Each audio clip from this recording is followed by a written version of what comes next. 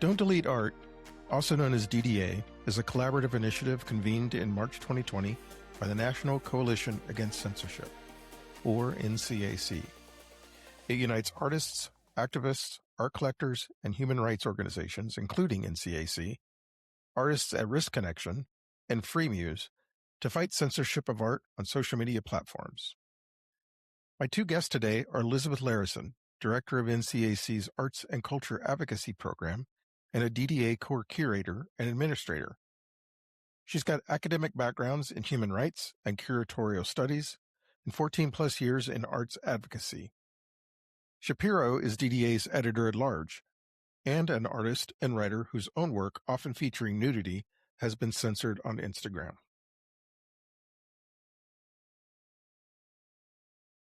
Elizabeth and Emma, welcome to the show. Thank you for joining me. Thanks for having us. Looking forward to the conversation.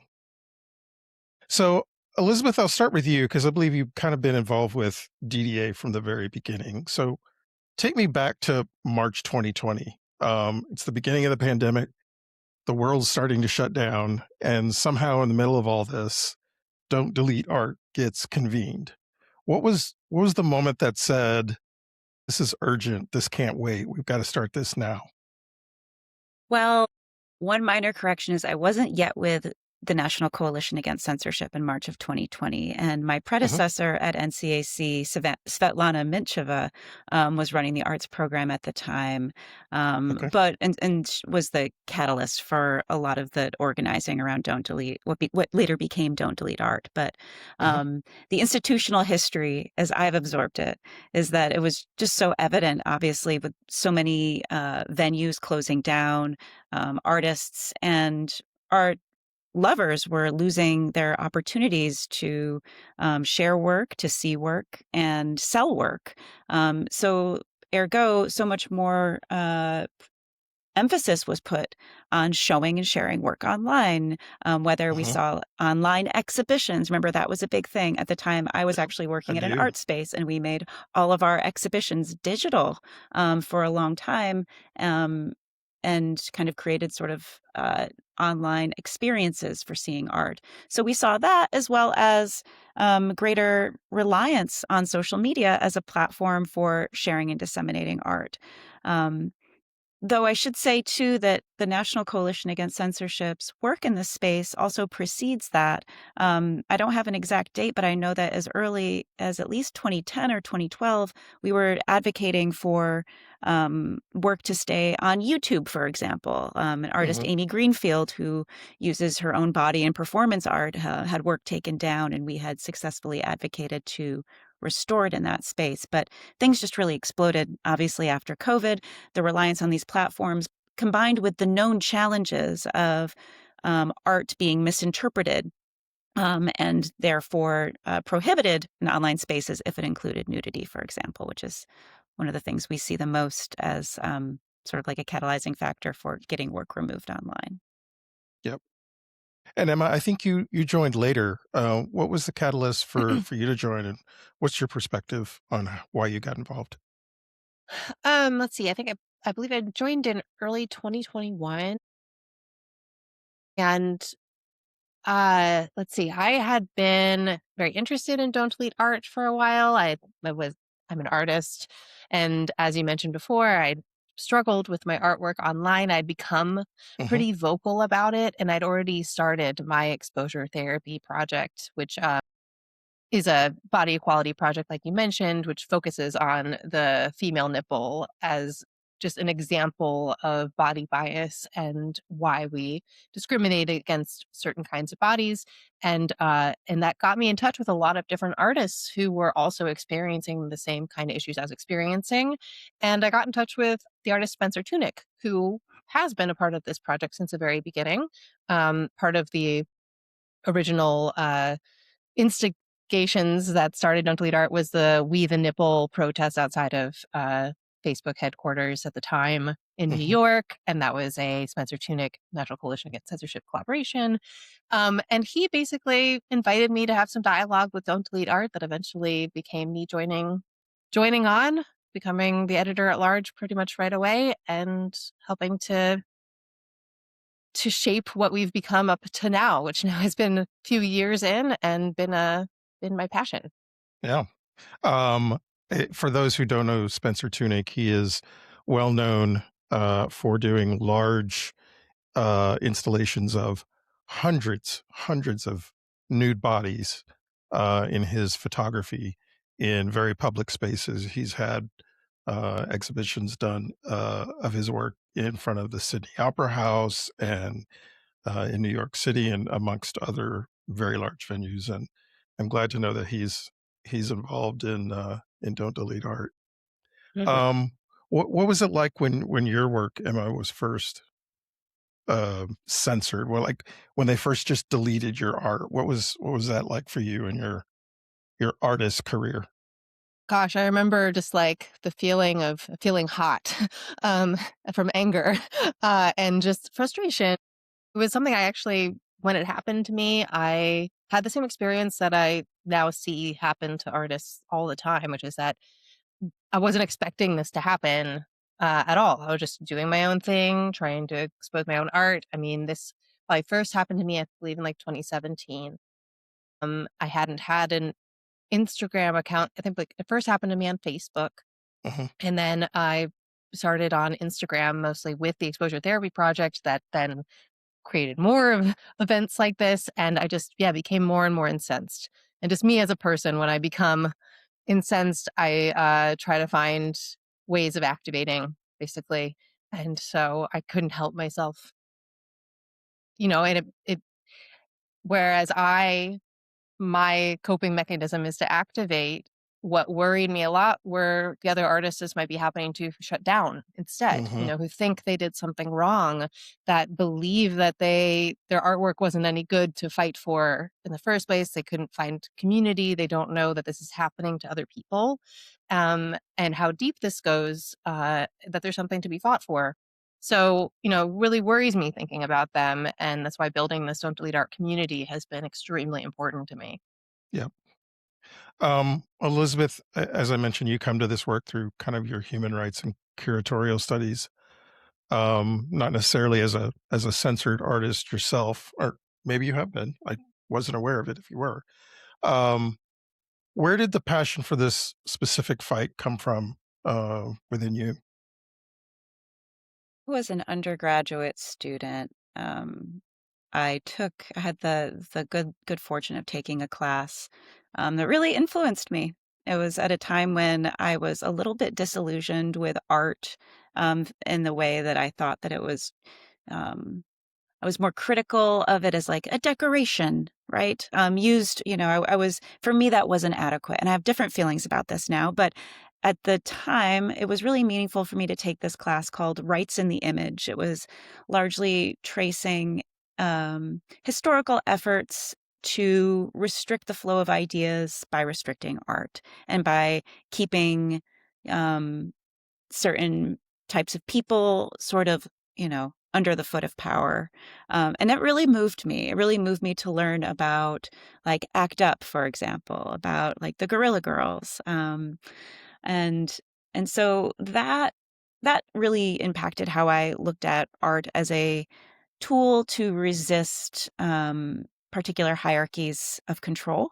And around the same time, I was also taking classes that were also influential about free speech and how it's sort of a paradoxical. There's a lot that about free expression that sometimes is in contradiction of itself because it's based on principle, not on position. So these are things that really have kind of activated a particular interest in these intersections early on in my life. I love that you mentioned some of the other groups like ACT UP and some of the other organizations because I think groups like that set the stage for how to quote unquote act up and fight for your rights. And a lot of other organizations have followed similar methods that ACT UP started. Um, so DDA was kind of built as a coalition of artists and human rights orgs and collectors. Um, why was that kind of collaborative architecture for DDA so important, and what does it give you that like just a single org approach couldn't. Hmm. I can speak to that a little bit, even though, so full disclosure, Emma's been around in DDA longer than I have. I joined on in late 2022, and I started working at the National Coalition Against Censorship. But in the very early phases, I know that I know you mentioned Spencer Tunick already. Another artist, Savannah Spirit, was really integral as in Mhm. terms of supporting the internal connections that became DDA. But other organizations, IBEX Collectors, Article 19. I know you mentioned Artists at Risk Connection already. International Artist Rights Advisors and Freemuse were all part of this original conglomerate. Um, Now we have fewer organizations involved, but the idea was that we were still sort of learning about how to best address the problem.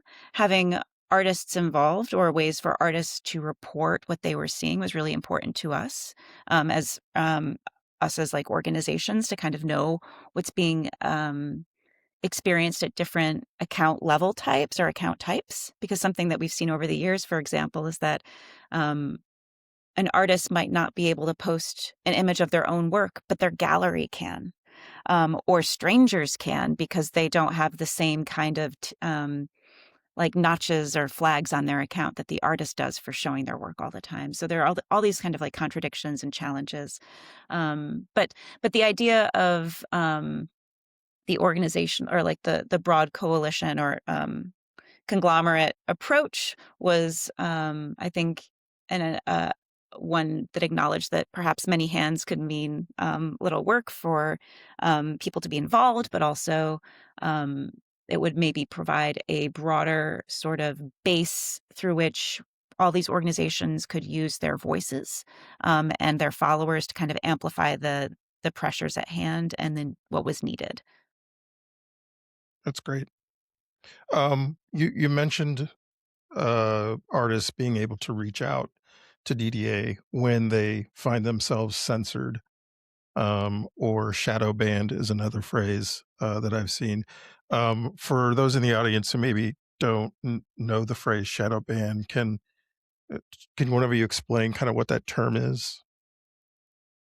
Basically, the shadow ban, which I mean, is a word that's been around for a long time and has kind of shifted in some of its meaning, or some of what it tackles is basically the way that artwork or content is downranked without you being able to understand or know why it's happening. So basically, you just sort of lose connection with your audience, you lose views, you lose a way of being visible online without you knowing about it. So that's been the shadow ban. It's premised on the idea that you're not fully aware as to why something is happening.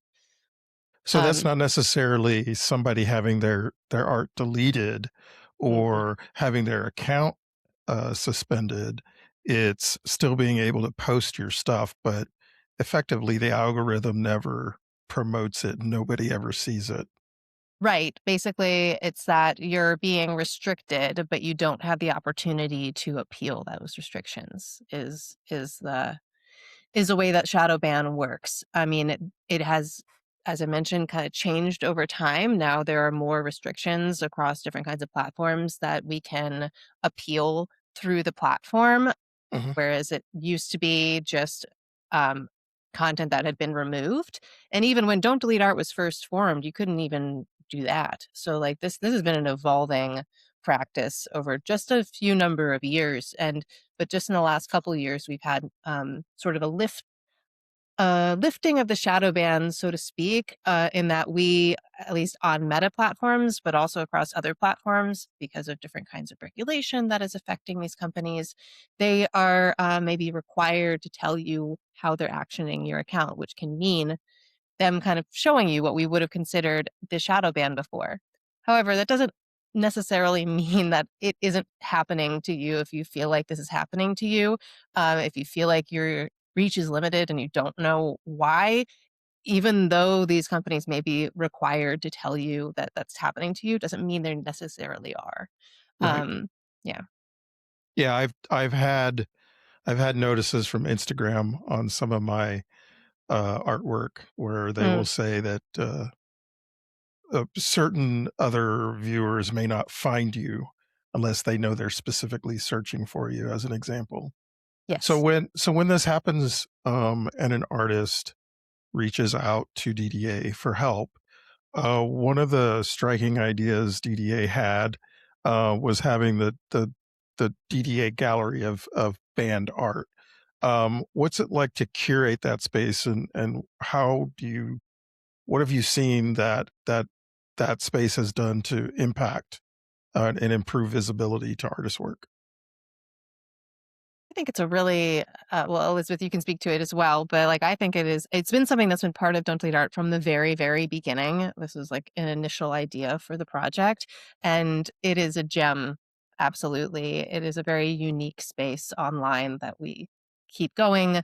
It is a pain and a joy for us as a team to review the artwork that gets submitted to us that we may or may not curate into the gallery, because some of the artwork is truly incredible, and it's very sad that it's been actioned on online, but we're very pleased to be able to give it a space online. Mhm. And just some more examples we have of the kind of artwork that we're losing, the better for us all to be able to point to the effects of this.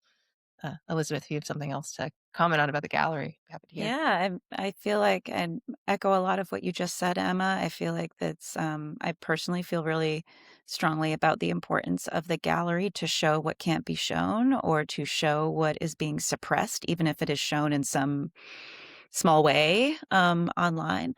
Um, because especially as we as a society, a lot of people, as a lot of people spend more of their lives online, it's important to reflect on how it is not necessarily like a one-to-one correspondence with the things that we can access in, real space. And so once we think about the ways in which online spaces are moderated and kind of like these restrictions that we don't really always think about, but they're always there. Mhm. They're always being kind of surveilled in a way that is not exactly the same as in quote unquote real life. I think it's important for this gallery to underscore those differences. That we shouldn't take for granted that everything we have access to, say, in a museum for general audiences is going to be accessible on an app for general audiences. And okay, well, why is that? If these companies know so much about me as a consumer, right, or as an account holder, they should be able to know that I like art and don't like censorship, right? So maybe I should be able to access posts that are at intersections of like artistic expression. Um, so anyway, to get back to the gallery, I think it's incredibly powerful and important to show what's not being circulated and Agreed. think about that as an important advocacy tool for artistic freedom online. Do you find some social platforms are more strict than others? Are there social platforms that you direct artists to use or to focus on? Or is that an advocacy that DDA does? We advocate for people to know their platform because they all have different things that people should be aware of. For example, like Blue Sky, what something that I would say that we like about Blue Sky is that it has a lot more user controls, both as a poster to categorize your own content in advance. So if you have simple nudity versus like adult content, you can like those things both can circulate, but they both require flags and they both require an audience who wants to see those things. So as a viewer, I can opt in to say, yes or no, I don't want adult content. Yes or no, I do want artistic nudity. Yes or no, I want all these other things. I don't mind being exposed to violence because maybe there's something else in it that, is valuable to me. I don't know. But there's a lot more user control. So something that we often along with transparency of policies and actions on accounts, we advocate for user controls as a good thing for platforms to adopt that has a sort of uh, it aligns with like our free expression values that people should be in control of what they see, not necessarily another entity that sort of arbitrarily removes access to things because they happen to have a certain criteria content met that may or may not be indicative of something else, right? Yeah. So for queer artists especially, artists whose very identity and whose bodies are what platforms seem to flag, it seems the most. What does DDA mean to that community specifically? Well, I mean, I can't speak for that community myself, but I do know that a lot of the artists that are in touch with us are from those communities, and they do feel very targeted. Mhm. They feel like their expression is limited by their identity or the kind of ways they're expressing their identity through art. And so, we want to definitely be advocates and allies for that community. This is very important, and with the way that you know the climate that we're in right now and the way that certain bodies, identities, actions, expression are being targeted, it's very important for us to make sure that we're advocating especially strongly for those who are especially targeted. I appreciate that effort as a queer Yeah. artist myself. Also, just to add, if I can, the way that the algorithms respond to different content changes all of the time, and it's such a challenge for us to deal with. In terms of like recommendations or even identifying things that like trends that we're seeing. But I know with certainty early on, there were um, there were particular, black and white photographs. Do you remember the artist's name, Emma Ken? Ken Gruenholz? Yes, thank you, Ken Oh, Gruenholz. Uh, Great contemporary photographer, had black and white images of two topless men sitting on a chair. So one of them was sitting on the arm of the chair, one was sitting, and they were just, I don't know if they had like a partial caress or something, but the low contrast nature of the image, I could see on a quick pass of an AI, they might have looked naked, but they weren't. They were like they had pants on. And we always like wondered like what actually is objectionable about this? Is it the low contrast makes it hard to identify pants at the first glance, or is it because we have two male subjects who appear to be in a caress? There's a lot in the this space that leaves you guessing because it's very rare that the social media companies will tell you specifically why. Especially at the yeah. time that this particular work was removed, that was a time of no notifications, no appeals. So as Emma said, things have come a long way in terms of we have a lot more information, and the shadowy part of the shadow ban, which is, the companies not acknowledging that something was actioned on, is being reduced, but it still happens. There's a lot of saying one thing and doing another, whether it's intentional or a glitch. We don't always know. I I believe that transparency in these platforms' algorithms would be the biggest salve to solving so many of these problems. If they would just publish how their algorithms work, then people would be able to work with them instead of against them. Mm, yeah, I agree. For the whole research community, I think they would also very much love that instead of having to do the guesswork Yeah. that goes on. Though there's also, I mean, you can see this in the way that uh, community guidelines are written too. They've stopped short of being prescriptive, like where's the line between how we define X, whatever. Like it is intentionally vague. And even as we, with our relationship with Meta over the years, try to gain clarity on some of these things, it's so difficult because there's this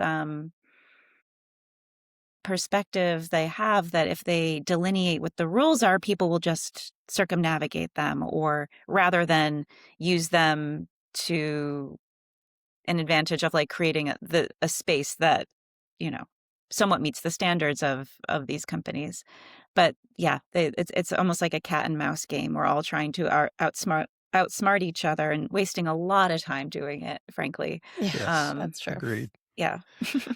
So speaking of Meta, talk to me about the day of action back in June 2023, where you brought a box to Meta's offices filled with more than 2,000 signatures and documentation, and they turned you away. What was that like, and how did that play out?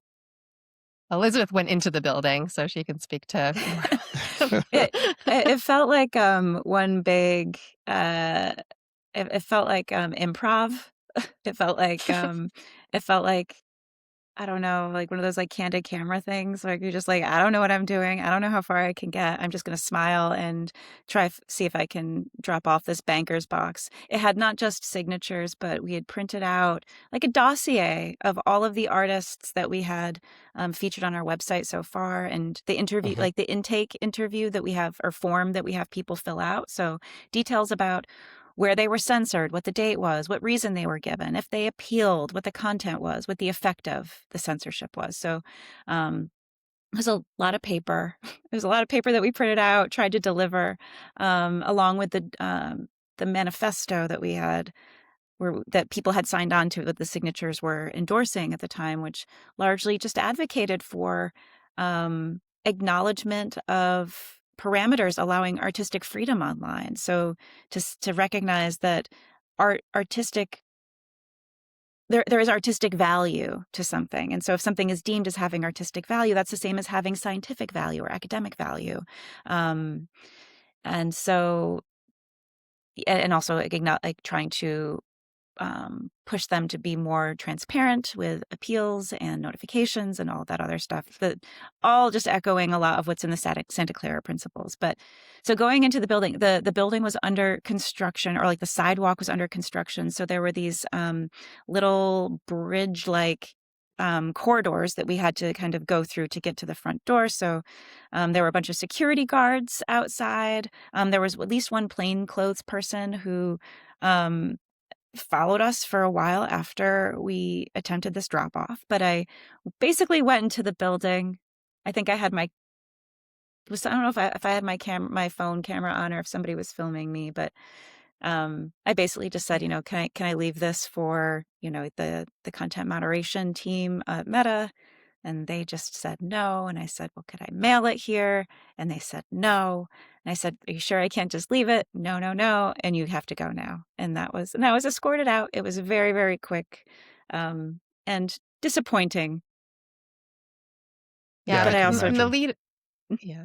Go ahead, Emma. In the lead up to the whole day of that, we had we hit a bunch of different spots throughout the day, throughout Manhattan, different art institutions and art areas where we were, sharing our message, sharing the manifesto, what we were doing, handing out stickers, talking with people outside of these museums and foundations, schools. So it was really great to engage throughout the day, and then leading up to this, which was definitely an experience. But we were staked out in front of the Meta offices for a while, handing out flyers to the people walking into the building and telling them about what we were doing, which was also quite an experience. I'd never done that kind of thing before, but it was kind of fun. You both mentioned the manifesto, and I want to get to that a little bit. Talk to me about the DDA Manifesto, and tell the audience why it's important and what you stand for. Well, as Elizabeth was mentioning, I mean, the manifesto, it calls for a lot of things that are mentioned in the Santa Clara principles, which we align ourselves with generally, which are about like transparency. It was also calling on art institutions to also sign on and to be part of this conversation, and to be with us and demanding that artists get a seat at the table for these kinds of decisions. And explain what the Santa Clara principles are too. Elizabeth, can you speak to that better than me? Or yeah, I'm. Give me 1 second.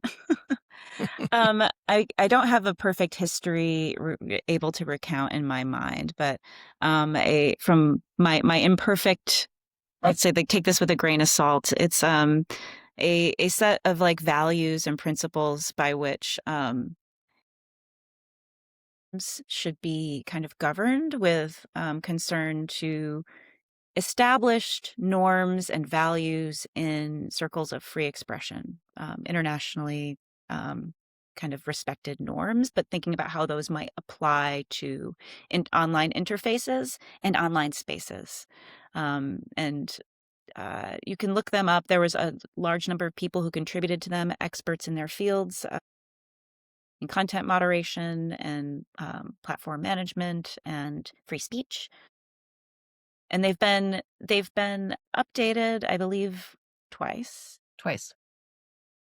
But not since maybe 2020, I believe, maybe earlier. It was convened by the Electronic Frontier Foundation and a few other groups. And yeah, it was a really pretty revolutionary item in its time, calling for accountability and transparency, among other things, from these companies. And as Elizabeth mentioned, it got signed on to by actually a lot of different companies. It was kind of a pledge. Mhm. And it just is still pointed to by a lot of groups as this foundational document of sort of just like baseline expectations of how companies should behave and respond. Of course, companies have grown quite a bit since then, and there have been all kinds of different developments and changes. And even Yeah. since our manifesto, there have been developments and changes that address some of the things that we mentioned in our manifesto, but not surely all of them.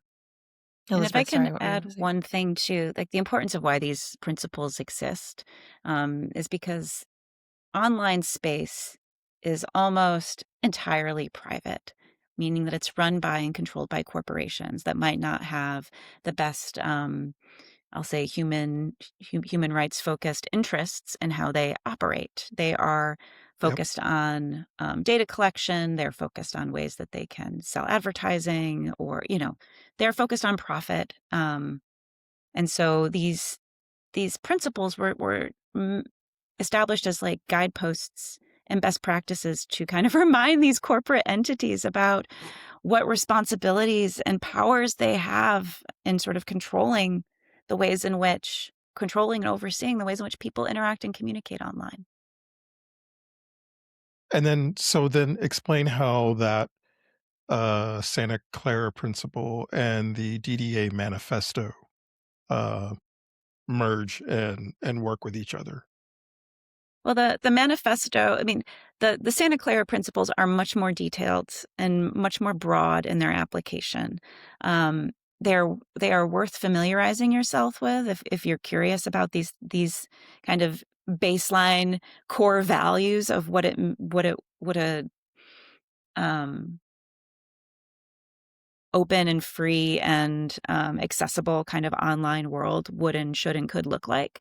Mhm. And the manifesto, the Don't Delete Art manifesto, is more arts focused specifically and looks specifically to the ways in which artists are negatively impacted and often left out of that expressive conversation online. Particularly, they can be easily overlooked by digital rights groups, though I think things are getting better. And similarly, artist groups don't necessarily think about advocacy in digital spaces. So the manifesto was meant to sort of galvanize these different perspectives, show where they intersect and where they impact artistic freedom online. And in collecting signatures, as Emma said, our goal was broad, artists, creators, curators, performers, as well as art spaces, museums, schools, galleries. Who participates in art was sort of like the primary audience for this, because our thought was that if we can demonstrate a broad group of people, not just in any particular country, but around the world, crying for more freedom around artistic expression online, that maybe we could move the needle on that. And artistic expression is so important in the political climate that we are in right now. The Absolutely. more of it that we can get, the better. Before I kind of move on to kind of, the next stages for DDA, maybe shortly from each of you, what would you say the moment in DDA's history that you think changed you the most as a person and not just as an advocate?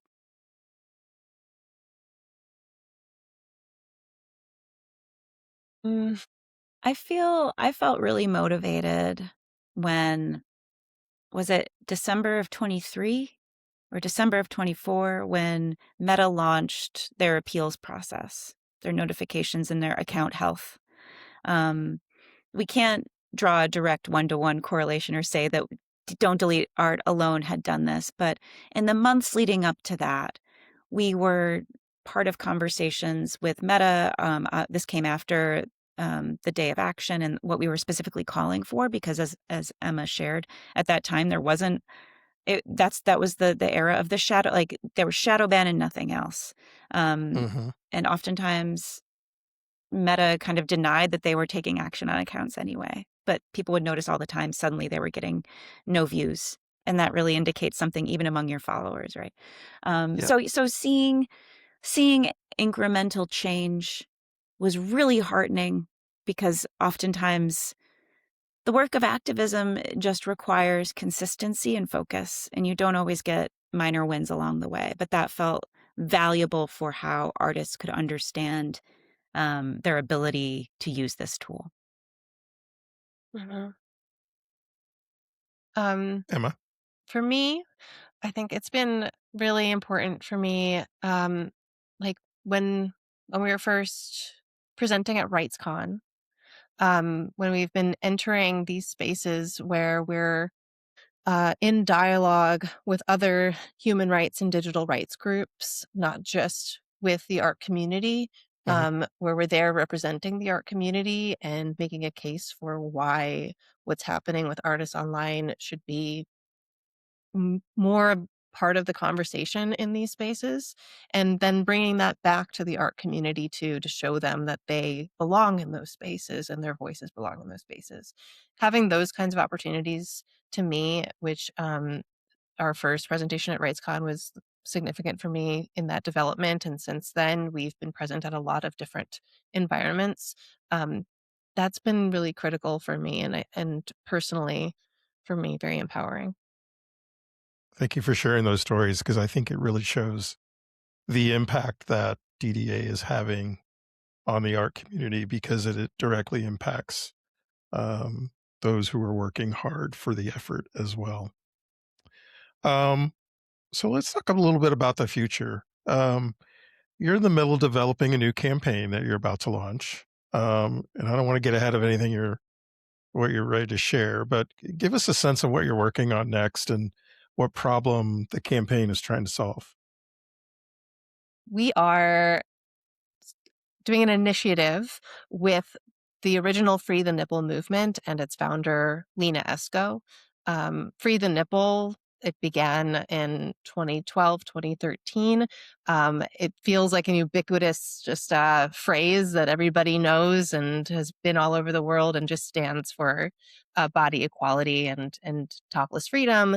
But it was something that was actually created by someone and created a global movement that was born online. It was one of the first online movements that came to be. It's very critical, and for me as an artist, it is something that is very important to me, and has been a dream of mine personally to collaborate with this founder. So we've developed a 2-month collaboration takeover of the Free the Nipple uh, Instagram account and movement. And we have a number of different events planned, including a panel, talks, um, other ways of getting advocates and activists and experts to lend their voice to um, this this initiative, as well as including artists. And it'll be a dedicated 2-month project. And the reason why this is particularly important is that um, the female presenting body is something that is constantly run up against a lot of problems online. I mean, the infamous nipple ban on meta platforms is only one of a plethora of different obstacles that people face when they're using their bodies to express themselves, and particularly women artists who are attempting to maybe reclaim the male gaze, for example, or use their bodies to advance this conversation. The female presenting nipple gets in the way, and it limits our exposure to that kind of artwork, Mhm. to new forms of seeing the body. And it's something that is, a lot of artists are, it's really going to resonate with them. I know it, and it's going to be a very powerful project. Elizabeth can speak to probably more eloquently than I can. She's been writing on this as well. No, I thought your introduction was awesome, Emma. I'm not sure I have too much more to add. by and large, we don't keep specific statistics on the nature of every single artwork that gets reported to us, or artwork removal or suppression that gets reported to us. But anecdotally, a lot of them have to do with nudity. And over the years, we've clocked some studies that show the ways that algorithms view the female presenting body as inherently more sexual, and therefore inherently more unfavorable to display online in some way. There's sort of like this double standard, right? Like sex sells, and yet just don't do it too much. Like there's this great, and this, if you look up like something like a Guardian AI sexually suggestiveness, you can find this article, and it shows the sort of AI filter live reading an image of a topless man.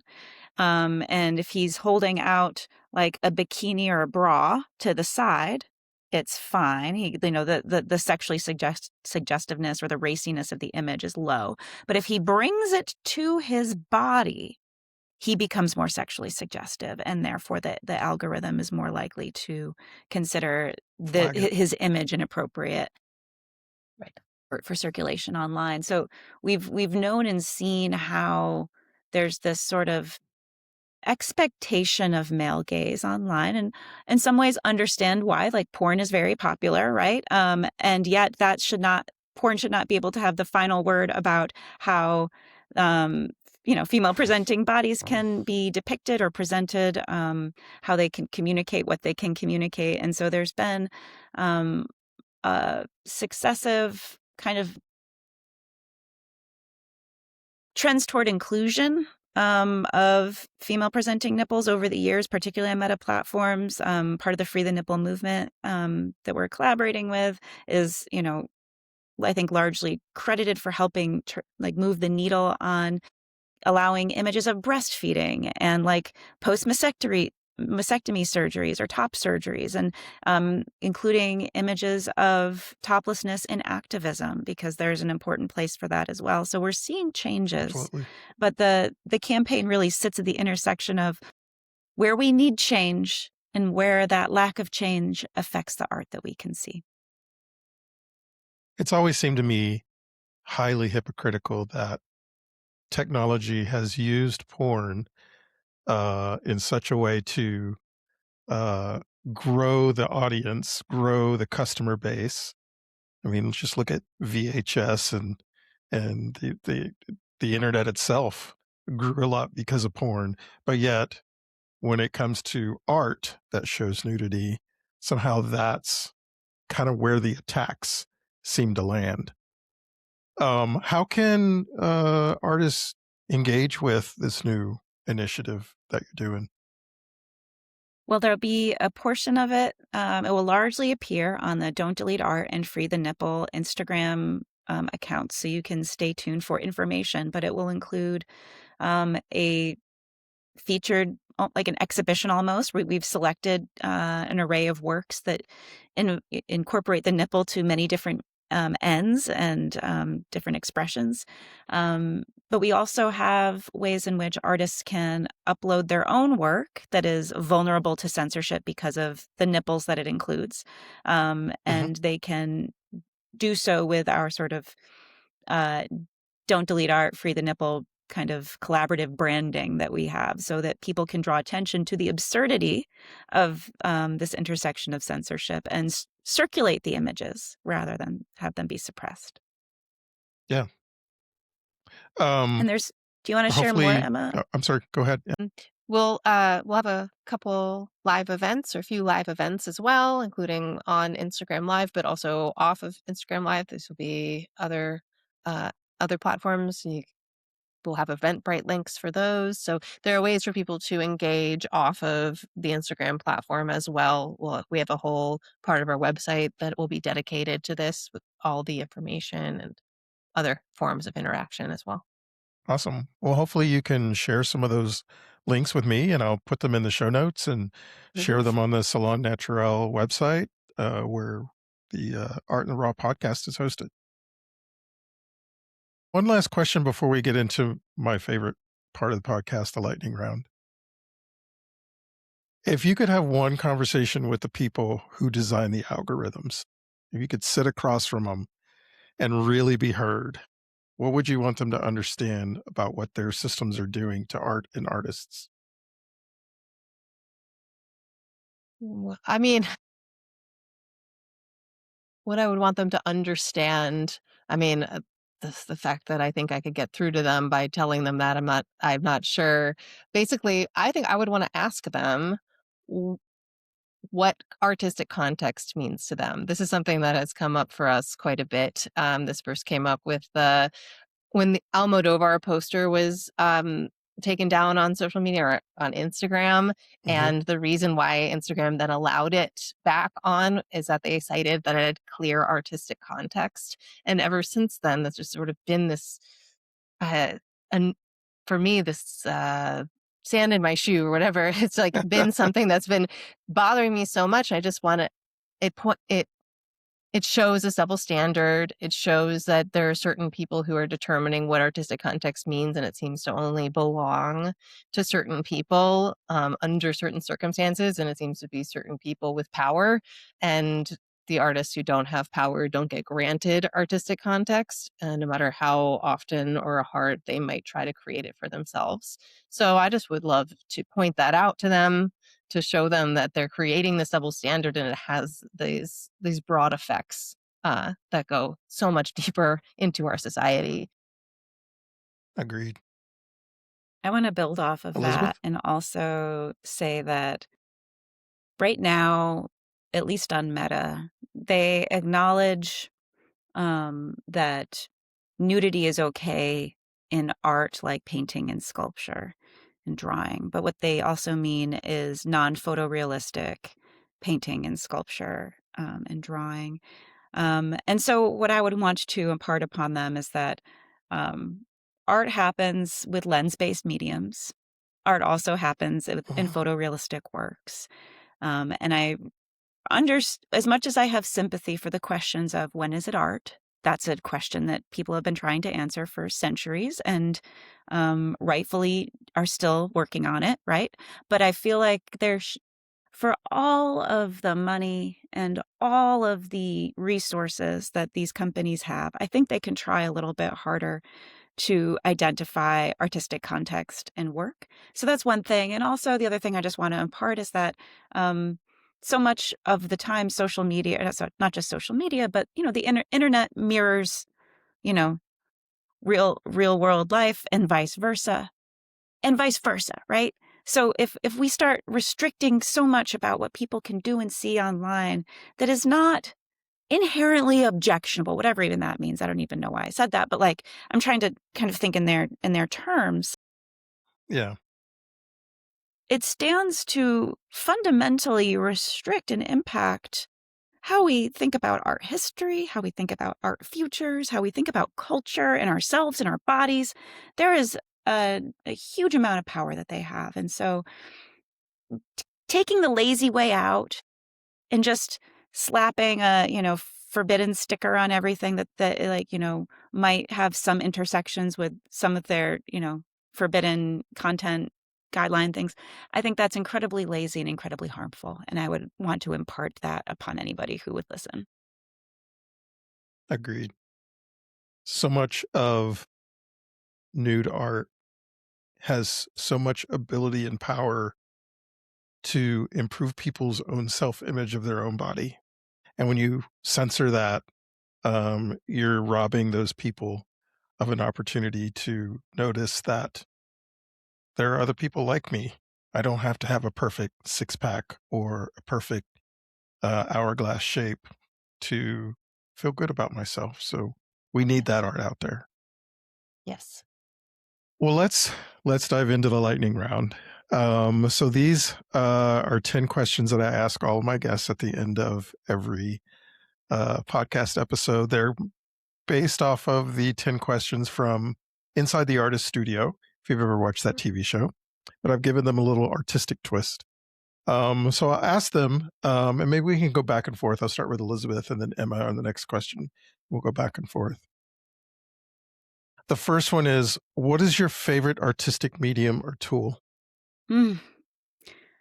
Oh man, hard to choose favorites. I have a special place in my heart for printmaking, and I have a special place in my heart for fabric arts.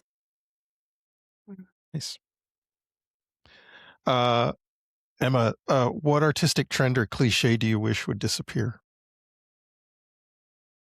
Let's see. Just a lot of fashion model-y figures in art, in the kind of art that we see in fine art institutions and galleries and stuff. I want to see more bodies. There isn't enough diversity still, and I know this from working in art atelier institutions and being a model coordinator and knowing that people still just want skinny white young models. Yep, So, yep, I agree with you. I agree with yeah. you. Elizabeth, what fuels your creativity the most? That's a great question. Um, I take a lot of inspiration from seeing what peers of mine are doing, what peers of mine are doing with full-time jobs, with kids, and still carving out time for experimentation and for play. That's a huge point of inspiration, truly, as much, if not more, than whatever I might see as I go out to take in culture at like a museum, for example. But realizing that art is not something that's just for professionals, for quote unquote working artists. Art, its creation, and its process are really something that we all can benefit greatly from. I like how you play the creativity and play aspect. There's a it, what's the book I'm looking for? The Artist's Way is a great book, and one of the lessons it tries to teach an artist is to get back to that childhood playfulness that you had, that you somehow lost as you became an adult, and that as you reconnect with that, it helps you to reconnect with your creativity and your art. So I love that you mentioned that. Emma, what sound or noise instantly inspires you? Inspires me. Let's see. I guess the sound of like a camera turning on. Like, no, As a yeah, photographer, I appreciate that. yeah, it just feels like here we go. Yeah. Let's go. What sound or noise completely kills your focus, Elizabeth? My God, where to begin? I'm one of those people who is plagued by sensitivity to sound. So yeah, if it's somebody chewing gum, if it's like, a tapping sound, I'm kind of a jerk when it comes to sounds, and I'm like, I can't function if there's something that just rubs me the wrong way. So all of it, I don't know. I can imagine. All this, Just being you honest. probably tune out all the horns in New York at this point. Those are fine, honestly. Horns I've learned to live with. Yeah. Emma, what is your favorite message or your favorite word or phrase to include in your artwork? To include in my artwork. Yeah. Dreams. I like It's the that. word I use. Yeah, use to describe a lot Very of my own work. metaphorical. And then if your art could take on a life of its own, what form would it take? Emma? Light.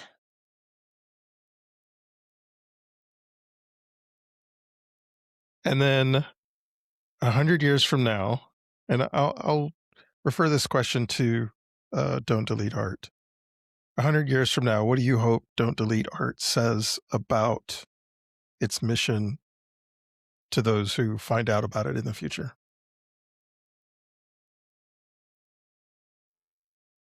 Well, I hope that it's the kind of advocacy is no longer so critically needed, but I hope that it stands to show that there was a crisis, so that there were artists we were losing, and that we were fighting for those artists to not lose their artwork and to not lose their own motivation online. Yeah, it'd be nice to have a world where we could feel safe to post our art and know that it will be seen and not judged and censored. Elizabeth and Emma, thank you for joining me today. I really enjoyed this conversation. I'm looking forward to the Free the Nipple campaign. And seeing where that goes. Tell us where people can engage with Don't Delete Art. They can find us on our website, which is don'tdelete.art. And on there, you can submit your censorship reports. You can find all kinds of new resources, updated resources. We just updated our tips page, our appeals page, our gallery, obviously, worth a peruse. You can find us on Instagram at don'tdelete.art. And you can also find us on Blue Sky at don'tdeleteart.bsky.social. Okay. Thank you very much for joining me. It was good to see you. Thank you so much, David. Thank you, David.